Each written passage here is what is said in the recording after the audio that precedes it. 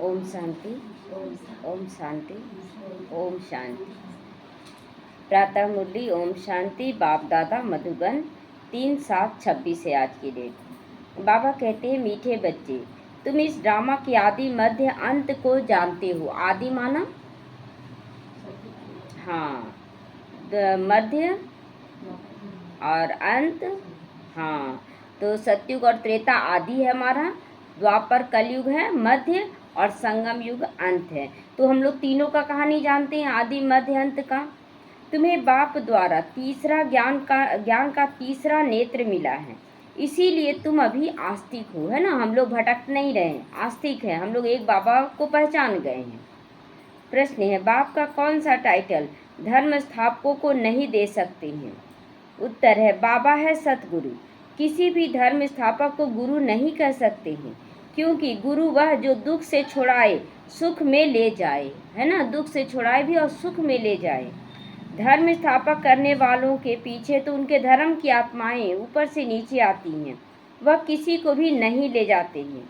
बाप जब आते हैं तो सभी आत्माओं को घर ले जाते हैं, इसीलिए वो सभी के सतगुरु हैं ना। कोई भी गुरु नहीं हो सकता है, क्योंकि गुरु वो जो हमें सुधारे भी और साथ में भी ले जाए। लेकिन धर्म गुरु तो अपने शरीर छोड़ देते हैं।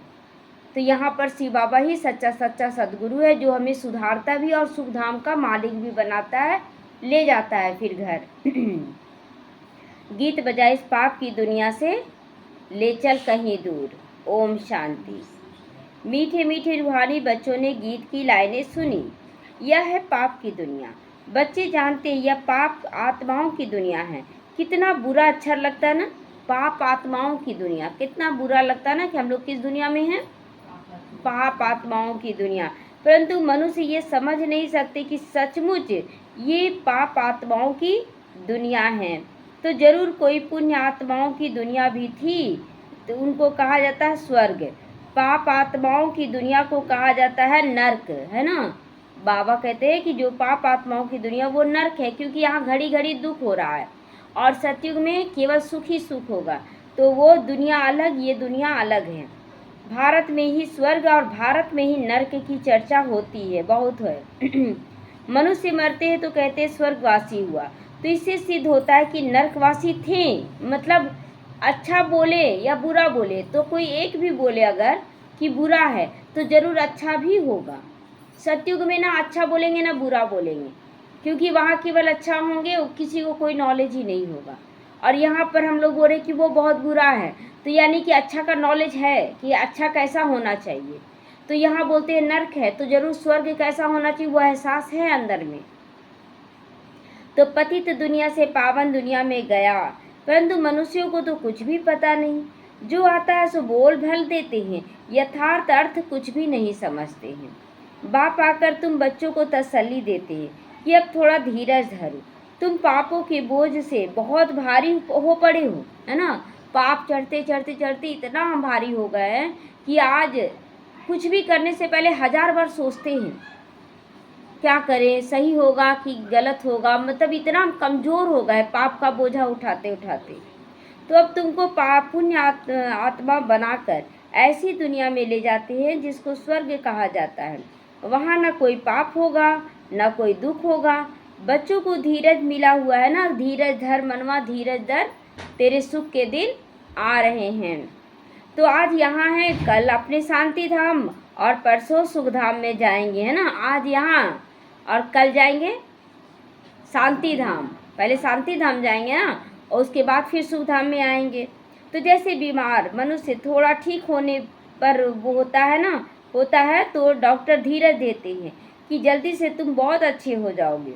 अब यह तो बेहद का धीरज है, बाबा तो बेहद का धीरज दे रहा ना कि थोड़ा सा धैर्य धरो, अब सुख के दिन आए कि आए। तो बेहद का बाप कहते हैं तुम तो बहुत पतित हो गए हो, अभी इतना गंदे हो गए हो कि अभी साफ करने में थोड़ा टाइम लगेगा। अब हम बच्चों को नास्तिक बना रहे हैं बाबा। आस्तिक नास्तिक पहले थे, फिर रचना का परिचय दे देते हैं। ऋषि आदि तो कहते आए कि हम रचयिता और रचना को नहीं जानते हैं। अब उनको कौन जानते हैं, कौन जान रहा है रचयिता और रचना को?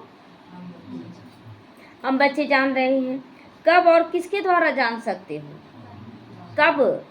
हाँ, ब्रह्मा द्वारा, शिव बाबा ब्रह्मा थ्रू, ब्रह्मा के द्वारा ही हमें बता रहा है। तो यह किसी को भी पता नहीं। ड्रामा के आद्य मध्य अंत को कोई भी नहीं जानता। बाबा कहते, मैं संगम युग पर आकर ड्रामा अनुसार तुम बच्चों को पहले पहले आस्तिक बनाता हूँ, फिर तुमको रचना के आदि मध्य अंत का राज सुनाता हूँ, अर्थात तुम्हारा ज्ञान का तीसरा नेत्र खोलता हूँ, है ना।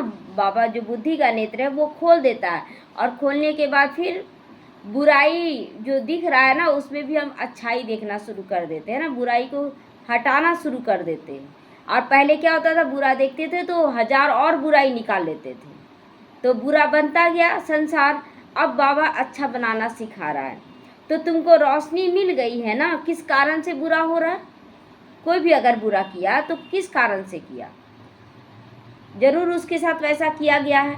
तो हम ये नॉलेज जब हम लोगों को मिल जाता है तो जो कर रहा है भी बुरा उसके लिए भी बुरा नहीं सोच रहे हैं, और जिसके साथ बुरा हो रहा है उसके बारे में भी अच्छा ही सोचेंगे। तो आँखों की रोशनी चली जाती है तो मनुष्य अंधे हो जाते हैं। तो इस समय मनुष्य को तीसरा नेत्र नहीं है। मनुष्य होकर उस परमात्मा पिता और रचना के आदि मध्यांत को नहीं जानते हैं, तो उनको बुद्धिहीन कहा जाता है। गीत में भी है ना, एक है अंधे की औलाद अंधा, है ना, अंधे की औलाद अंधा। तो अंधे कौन बने पहले, बाबा के बच्चे। तो अंधे की औलाद कैसे हो जाएंगे, तो सारी दुनिया कैसे हो जाएगी, अंधा ही ना हो जाएगी। हम लोग बोलते हैं कि सारा दुनिया तो सुनता ही नहीं है, हम अंधे बन गए ना, उन लोगों को भी अंधा बना दिए। अब हम आँख वाले बन रहे हैं, तीसरा नेत्र मिल रहा है तो उन लोगों को भी बना देंगे। तो दूसरे हैं सज्जे, अब सज्जे बन रहे हैं। अब मैं आत्मा हूँ, अगर ये रियलाइजेशन हर पल रहेगा ना कि मैं आत्मा हूँ, तो कभी भी आप दुखी नहीं होंगे, क्योंकि उसमें जब हम टिक जाते हैं कि मैं आत्मा हूँ, तो हर एक आत्मा अपना रोल फिक्स करके आया है, वो निभा रहा है। तो बाबा कहते एक तरफ अंधे की औलाद अंधा है, एक तरफ है सज्जे। तो सज्जे हम लोग बने हैं कि अंधे बने हुए अभी भी। अगर कुछ भी होता है तो ये नहीं सोचना है। तो दिखाते ना, महाभारत लड़ाई लगी थी और एक आदि सनातन देवी देवता धर्म की स्थापना हुई थी। तो बाप ने आत्माओं को आकर राजयोग सिखाया था, सतयुगी स्वराज्य देने के लिए ना, स्वराज्य भी दे रहा है बाबा कि मतलब अपनी कर्मेंद्रियों पर राज्य करो, दूसरे पर नहीं, अपनी कर्मेंद्रियों पर राज्य करो। आत्माएं कहती हैं मैं राजा हूँ, मैं बैरिस्टर हूँ। तुम्हारी आत्मा अब जानती है कि हम कौन हैं, हम विश्व का स्वराज्य पा रहे हैं, विश्व के रचयिता बाप के द्वारा। वह किसका रचयिता है, नई दुनिया को रचता है ना, शिव बाबा नई दुनिया रचता है। बाप नई सृष्टि रचते, क्रिएटर भी है ना, तो उनमें सारा ज्ञान भरा हुआ, सारे वर्ल्ड की हिस्ट्री ज्योग्राफी, कोई भी एक भी नहीं है जो जानता है ऐसा कोई। अगर मतलब द्वापर में भी 500 साल पूर्व ऐसे करके लिखते हैं ईसा पूर्व, लेकिन मान लीजिए द्वापर का बता रहा है, लेकिन सत्य व त्रेता का तो कोई नॉलेज ही नहीं है किसी के पास। तो किसको ज्ञान का तीसरा नेत्र ही नहीं, सिवाय बाप के कोई तीसरा नेत्र दे भी नहीं सकता है। तो वर्ल्ड की हिस्ट्री ज्योग्राफी, मूल वतन, सूक्ष्म वतन, स्थूल वतन, यह सब कुछ तुम जानते हो। मूल वतन है आत्माओं की सृष्टि। सन्यासी कहते हम ब्रह्म में लीन हो जाएंगे, ज्योति में ज्योत समा जाएंगे, ऐसा नहीं है। तो तुम जानते हो ब्रह्म तत्व में जाकर निवास करेंगे, लीन नहीं हो जाएंगे, वहाँ ब्रह्म तत्व में जाकर निवास करेंगे, आत्माएं जाएंगी रहेंगी। वह शांति धाम घर है। वह कह देते ब्रह्म ही भगवान है। कितना अंतर है ना, एक तो बोल दिए कि ज्योति ज्योत में समा जाएगा, और दूसरा क्या बोला कि ब्रह्म ही हमारा भगवान है। ये दोनों ही बात रॉन्ग हो गया। तो ब्रह्म तो तत्व है ना, जैसे आकाश तत्व है वैसे ब्रह्म भी तत्व है। जहाँ हम आत्माएं परमपिता परमात्मा के साथ निवास करती हैं तो उनको स्वीट होम कहा जाता है, वह आत्माओं का घर है। बच्चों को मालूम पड़ा है कि ब्रह्म महातत्व में कोई आत्माएं लीन नहीं होती हैं, और आत्मा कभी विनाश को भी प्राप्त नहीं होती। आत्मा विनाश होता है, आत्मा का नहीं, आत्मा अविनाशी है। यह ड्रामा भी बना बनाया अविनाशी है। इस ड्रामा के कितने एक्टर्स हैं, अभी है संगम युग, जबकि सभी एक्टर्स हाजिर हैं। अभी टोटल आत्माएं आ चुकी है, अब घर जाने का समय है। नाटक पूरा होता है तो सब एक्टर्स, क्रिएटर आदि सब यहाँ आकर आकर हाजिर अपना हाजिरी देते। देखते हैं पिक्चर, अभी तो पहले के पिक्चरों में ऐसा नहीं होता था, अभी देख रहे हैं पिक्चर में जब एंड होता है पिक्चर का तो सारे एक्टर देखते हैं आ जाते हैं और सब दोस्त हो या दुश्मन हो जो भी प्ले करते हैं अपना रोल, सब मिलकर हंसते खेलते हैं नाचते हैं। तो ये दिखा रहा कि जो एक्टर हैं उन वो रियल लाइफ में अलग हैं और नाटक जो फिल्म बना रहे हैं, मूवी बना रहे हैं, उसमें अपना रोल अदा कर रहे हैं। तो यहाँ भी अभी सारे एक्टर यानी सारी आत्माएं आ चुकी हैं और अपना रोल अदा कर रही हैं, लेकिन अंदर से हम लोग रियलाइज करते रहे कि मैं कौन, मेरा कौन। तो इस समय यह बेहद का ड्रामा भी पूरा होता है, फिर रिपीट होना है। उन हद के नाटकों में चेंज हो सकती है, ड्रामा पुराना हो जाता है। यह भी ड्रामा, बेहद का ड्रामा अनादि अविनाशी है। तो बाप त्रिकालदर्शी त्रिनेत्री हमें भी बना रहे हैं। देवताएं कोई त्रिकालदर्शी नहीं होते हैं, है ना। देवी देवताओं को तीसरा नेत्र नहीं होता है, ज्ञान का तीसरा नेत्र। वहाँ तो बस खेल पाल करेंगे और वहाँ तो सिर्फ रासलीला ये सब करेंगे बस। वहाँ ये नहीं कि हाँ आपको ज्ञान होगा कि भगवान कौन है, पिता कौन है, हम कहाँ से आए, ये सब नहीं जानेंगे। न शूद्र वर्ण वाले त्रिकालदर्शी होते हैं। त्रिकालदर्शी तो सिर्फ तुम ब्राह्मण वर्ण वाले हो। जब तक ब्राह्मण न बने तब तक तीसरा नेत्र नहीं मिल सकता है।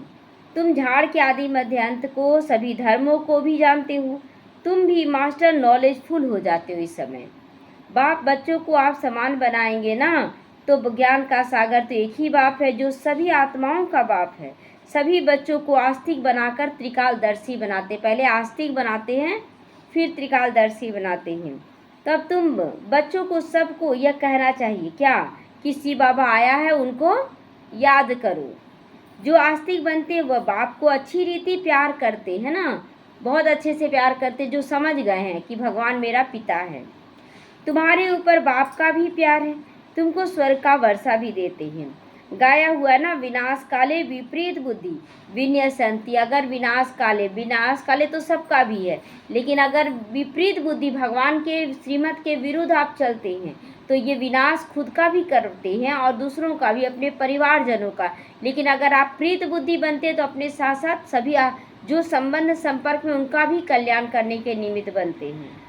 तो विनाश काले प्रीत बुद्धि विजयंती और विनाश काले विपरीत बुद्धि विन्यसंती। गीता में कोई कोई अक्षर सच्चे हैं लिखे हुए। श्रीमद् भागवत गीता सर्वोत्तम शास्त्र है, आदि सनातन देवी देवता का धर्म का शास्त्र। यह भी समझाया है कि मुख्य धर्म शास्त्र हैं ही चार। जो धर्म वाले हैं वह आते हैं सिर्फ अपने धर्म की स्थापना करने, रजाई आदि की बात नहीं है। उनको गुरु भी नहीं कह सकते हैं।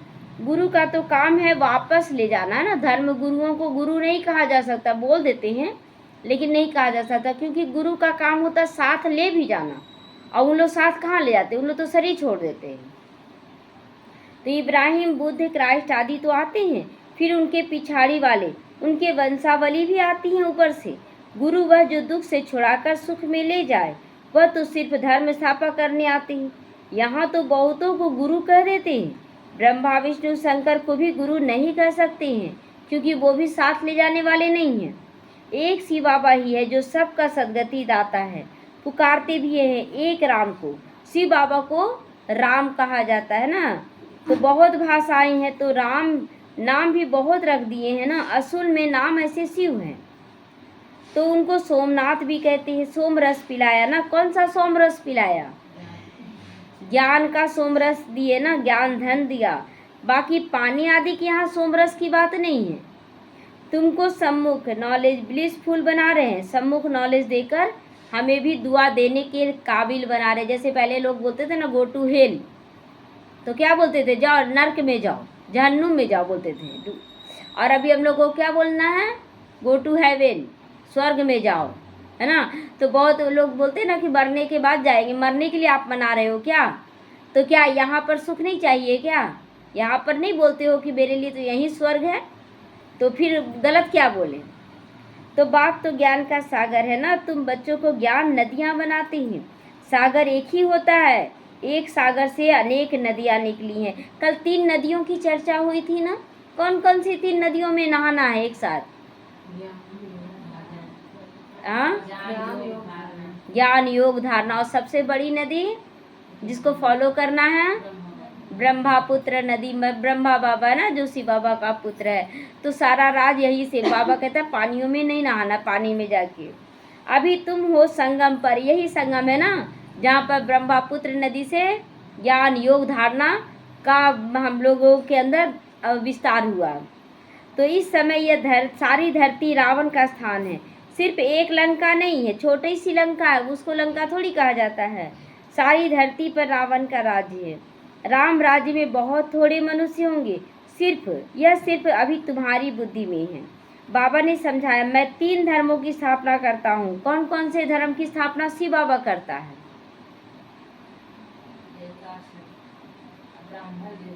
हाँ, ब्राह्मण, देवता और क्षत्रिय है ना। ब्राह्मण अभी बनाया और बाबा तो देवता बना रहे। जो फेलियर है वो क्षत्रिय बनते हैं। तो फिर वैश्य शूद्र में आते हैं और सभी आकर अपना धर्म स्थापन करते हैं। अनेक धर्मों का विनाश भी कराते हैं। भारत में त्रिमूर्ति का चित्र भी बनाते हैं, परंतु उनमें चित्र शिव का नाम ही गुम कर दिया है। शिव से ही सिद्ध होता है कि परम पिता परमात्मा शिव ब्रह्मा द्वारा स्थापना, विष्णु द्वारा पालना कराते हैं। उनको करण करावन हार कहा जाता है। खुद भी कर्म करके दिखलाते हैं और तुम बच्चों को भी सिखलाते। शिव बाबा करके दिखलाया कि नहीं ब्रह्मा तन द्वारा, और ब्रह्मा बाबा भी करके गया। कितना सारा विघन तो ब्रह्मा बाबा को झेलना पड़ा, उसके बाद हम लोग फॉलो किए और शिव बाबा करके दिखलाया।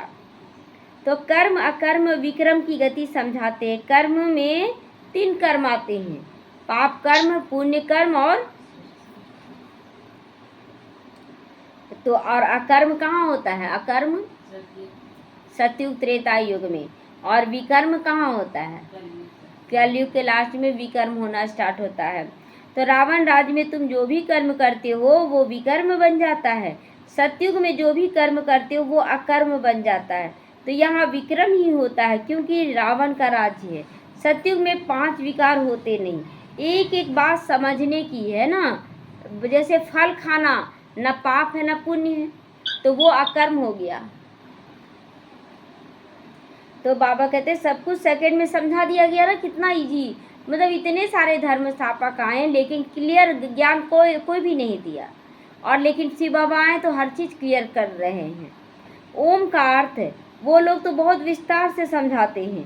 बाप समझाते ओम माना अहम आत्मा और ये मेरा शरीर है ना। ओम माना आत्मा, मैं आत्मा हूँ और ये मेरा शरीर है। कितनी सहज बातें हैं। तो और तुम समझते हो कि हम सुख धाम में जा रहे हैं। श्री कृष्ण के मंदिर को सुख धाम कहते हैं, है भी कृष्णपुरी। माताएं कृष्णपुरी में जाने के लिए बहुत मेहनत करती हैं।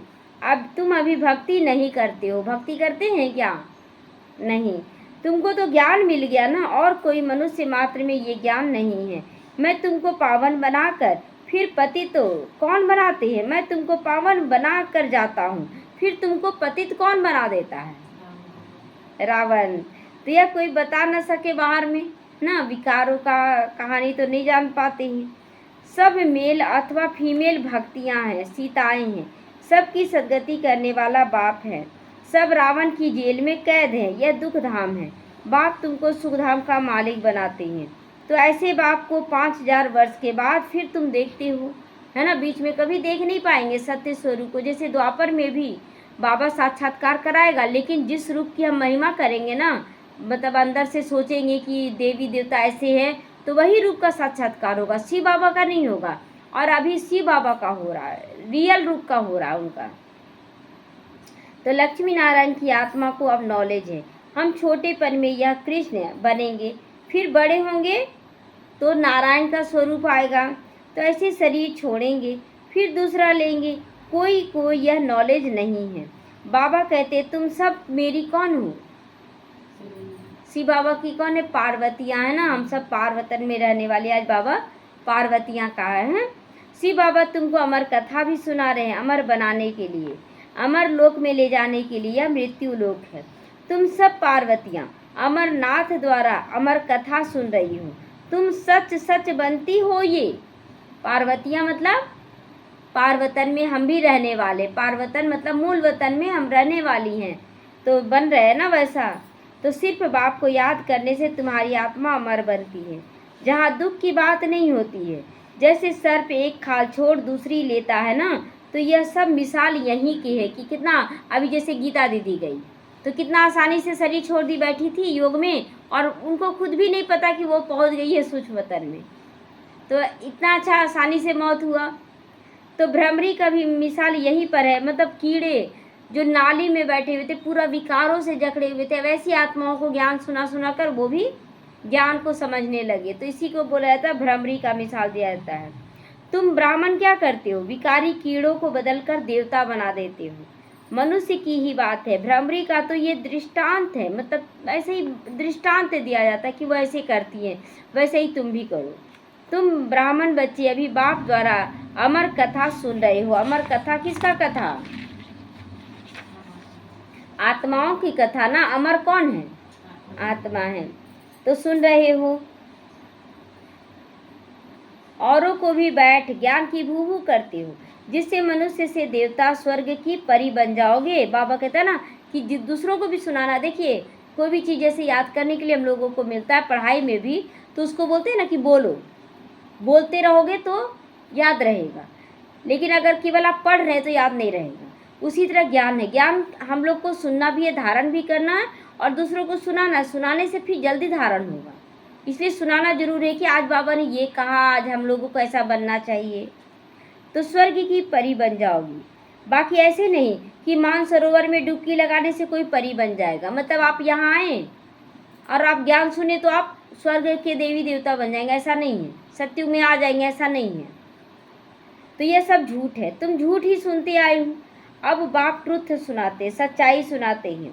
अब बाप कहते हैं अपने को आत्मा समझो। तुम समझते हो निराकार परमपिता परमात्मा इस मुख द्वारा सत्य ज्ञान सुना रहा है, हम इन कानों द्वारा सुन रहे हैं। आत्माभिमानी बनना है, फिर परमात्मा भी रियलाइज कराते हैं मैं कौन हूँ। दूसरा कोई आत्माभिमानी बना ना सके। बनाएगा कोई आत्माभिमानी? नहीं बनाएगा ना, क्योंकि वो देह में अटका हुआ, तो वो हमें कैसे बनाएगा? वही बना सकता है ना जो आत्माभिमानी में है। तो सिवाय बाप के और कोई कह ना सके कि तुम आत्माभिमानी बनो। शिव जयंती भी मनाते, परंतु उसकी जयंती कैसे होती है यह नहीं जानते, मतलब उनका जन्म कैसे होता है ये नहीं जानते हैं। तो बाप ही खुद आकर समझाते, मैं साधारण बूढ़े तन में प्रवेश करता हूँ, नहीं तो ब्रह्मा आएगा कहाँ से, है ना। ब्रह्मा बाबा का तो अपना जीवन कहानी था, तो बाबा कहते हैं कि वो आएगा कहाँ से, तो उनके तन में शिव बाबा प्रवेश करके फिर उनको ब्रह्मा नाम देता है। पतित तन ही चाहिए बाबा को, है ना, पावन तन में आएगा ही नहीं बाबा। तो सूक्ष्मतन वासी ब्रह्मा में विराजमान होकर तो ब्राह्मण नहीं बनाएंगे ना। सूक्ष्मतन वासी माना फरिश्ते का ड्रेस, तो उसमें शिव बाबा आकर नहीं बनाएगा। यहाँ पर इसलिए ब्रह्मा जो विकारी तन है उसमें आता है कि उसमें रहते हुए भी उसको भी बनाता है बाबा निर्विकारी। तो कहते हैं मैं पतित शरीर पतित दुनिया में आता हूँ। गाया हुआ ना ब्रह्मा द्वारा स्थापना, फिर जिसकी स्थापना करते हैं तो यह ज्ञान पाते हैं, वह फिर देवता बन जाते हैं। मनुष्य ब्रह्मा का चित्र देखकर मूंझ जाते, बोलते ना अरे ये कौन सा ब्रह्मा है, हम लोग तो कोई और ब्रह्मा देखते आए हैं। तो कहते ये दादा का चित्र है और ये बोलते ब्रह्मा है। मतलब जैसे अभी देखिए हम लोग जैसे कि आप पवित्र होकर निकले और पवित्र बनने लगे जब, तो लोग बोलने लगे ना 100 चूहे खा के बिल्ली हज को चली, कितना तरह का बात। उसी तरह जब ब्रह्मा बाबा थे आए, दादा लेखराज का नाम रखा गया, तो लोग यही ताना कसने लगे ये ब्रह्मा बना, ये क्या बात है। तो प्रजापिता ब्रह्मा यही होगा ना, सूक्ष्म वतन में कैसे रचेगा। प्रजापिता ब्रह्मा के बच्चे हजारों अभी ब्रह्मा कुमार कुमारियां हैं, झूठ थोड़ा ही होगा। अगर ब्रह्मा कुमार कुमारियां हजारों बन रहे हैं तो ब्रह्मा भी झूठ नहीं, और उनके तन में शिव बाबा भी आया हुआ है। ये क्लियर होता है हमारे संस्कारों से, जब हम खुद को परफेक्ट बनाते हैं। तो हम शिव बाबा द्वारा वर्षा पा रहे। तुम बच्चों को समझाया है कि यह अव्यक्त ब्रह्मा है, प्रजापिता तो साकार में चाहिए। तो यह पतित ही तो पावन बनते हैं, तब तो हम लोग देखकर बनेंगे। पहले से ही किसी को पावन बनाकर लेते आए कोई और बोले ऐसा बनो, तो क्या करें, कैसे बन जाए उसके जैसा। तो इसीलिए बाबा पतित शरीर लिया ताकि उसको बनाकर हमारे सामने एग्जाम्पल रख दे। तो बाबा कहते तत् तुम भी हो यही देवी देवता। अच्छा, मीठे मीठे सीखी लदे बच्चों प्रति माता पिता बाप दादा का याद प्यार और गुड मॉर्निंग। रूहानी बाप की रूहानी बच्चों को नमस्ते। हम रूहानी बच्चों की रूहानी माता पिता बाप दादा को याद प्यार गुड मॉर्निंग और नमस्ते नमस्ते। शुक्रिया बाबा शुक्रिया। धारणा के लिए आज मुख्य सारे आत्माभिमानी बनकर इन कानों द्वारा अमर कथा सुनिए। आत्मा की कथा को सुननी है। ज्ञान का भीड़ भू भू करके आप समान बनाने की सेवा में निरंतर रहना है। आप जहाँ भी हो, लेकिन कोई भी आत्मा ऐसी आए उसको ज्ञान जरूर देना है। बाप समान नॉलेजफुल ब्लिसफुल बनना है। सोम रस पीना भी और पिलाना भी है। सोम रस माना ज्ञान का अमृत वरदान है। माया के विघ्नों को खेल के समान अनुभव करने वाले मास्टर विश्व निर्माता बनो। विश्व निर्माता क्यों? जो दिख रहा है परिस्थिति कि एकदम खराब हो गया, वो नहीं देखें। आप क्या देखें? जो आप देखना चाहते हो कि सब कुछ अच्छा है। तो विश्व निर्माता हम बन रहे हैं, तो क्या हम अपने जीवन की परिस्थितियों को हटाकर विश्व निर्माता नहीं बन सकते हैं? क्या परिवर्तन नहीं कर सकते हैं? तो जैसे कोई बुजुर्ग के आगे छोटे बच्चे अपने बचपन के अलबेलेपन के कारण कुछ बोल भी देते हैं, कोई ऐसा कर्तव्य भी कर ले, तो भी बुजुर्ग लोग समझते हैं कि यह तो निर्दोष है, अनजान है, छोटे बच्चे बोलते हैं ना। तो उसी तरह अगर हम लोग भी कुछ गलती करते हैं तो बाबा बोलते अभी तो बच्चे हैं ये, तो कोई असर नहीं होता है कि हाँ ये गंदा है, ये ऐसा है, ये नहीं सोचेंगे। ऐसे ही जब आप अपने को मास्टर विश्व निर्माता समझोगे तो माया के विघ्न बच्चों के खेल समान लगेंगे, है ना। लगेंगे ही नहीं कि विघ्न आया है चला जाएगा, जो हो रहा है उसमें कल्याण है। तो माया किसी भी आत्मा द्वारा समस्या विघ्न व परीक्षा पेपर बनकर आ जाए तो उसमें घबराएंगे नहीं, है ना। कोई भी परीक्षा आ जाए तो घबराएंगे नहीं, लेकिन उन्हें निर्दोष भी समझेंगे। एक तो घबराना भी नहीं है और सामने वाले को ऐसा नहीं कि बोलेंगे ये दोषी है, ये दोषी है, नहीं हो सकता है। अब ज्ञान तो क्लियर बाबा दे रहा है ना। तो स्लोगन स्नेह शक्ति और ईश्वरीय आकर्षण स्वयं में भर लो तो सहयोगी बन जाओगे, सबके सहयोगी। क्या क्या भरने बोला बाबा? स्नेह शक्ति और स्नेह शक्ति और ईश्वरीय आकर्षण, मतलब दुनिया का आकर्षण ना हो। अव्यक्त इशारे ज्वालामुखी स्थिति में रहकर शक्तिशाली याद का अनुभव करो। अभी ज्वालामुखी बन आसुरी संस्कार आसुरी स्वभाव सब कुछ भस्म करो। जैसे देवियों की यादगार में दिखाते हैं ना कि ज्वाला से आसुरी का संहार किया, असुरों का ज्वाला बनकर आसुरों का संहार किया। तो असुर कोई व्यक्ति नहीं है, लेकिन आसुरी शक्तियों को खत्म किया। हर एक के अंदर कौन है असुर बनकर बैठा? आसुरी शक्तियां हैं, वो असुर नहीं है। तो यह अभी आपकी ज्वाला रूप स्थिति का यादगार बना हुआ है। तो जब ऐसी योग का ज्वाला प्रज्वलित करो जिससे यह कलयुगी संस्कार जलकर भस्म हो जाए। ऐसी ज्वाला उत्पन्न करना है जिससे कलयुगी संसार खत्म हो जाए और फिर नई दुनिया आए। ओम शांति।